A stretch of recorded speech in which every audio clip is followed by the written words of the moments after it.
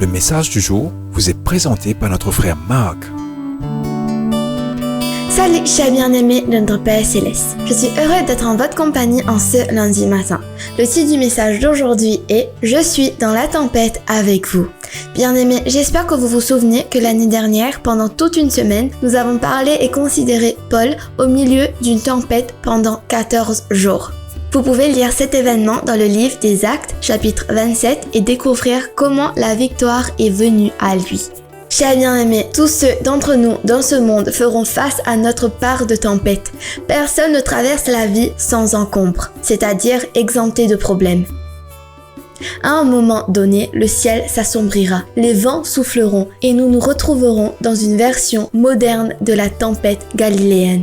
L'évangile de Jean nous dit qu'une nuit, lorsque le soir est venu, les disciples de Jésus sont descendus au lac où ils ont pris une barque et ont traversé le lac pour se rendre à Capernaüm. Il faisait nuit et Jésus ne les avait pas encore rejoints. Un vent fort soufflait et les eaux devenaient agitées. Jean 6, versets 16 à 18. Les cœurs des disciples ont commencé à sombrer alors que leur bateau était sûr de basculer aussi.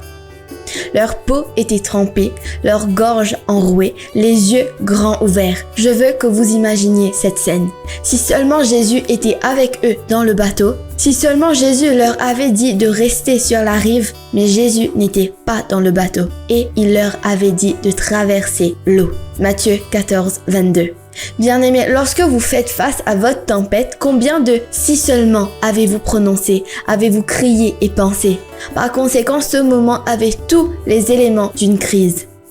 Chers bien-aimés, les disciples étaient épuisés. C'était une poussée et une traction des rames épuisantes qui faisaient rebondir l'eau terrifiante. Et il faisait noir.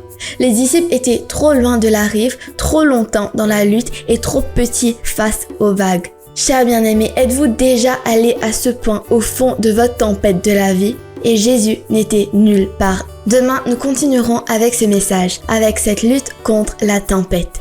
Que Dieu vous bénisse tous. Profitez de votre journée en lui. Au revoir. Si toi aussi tu crois que la parole de Dieu est une bénédiction, partage-la et sois une source de bénédiction pour les autres toi aussi.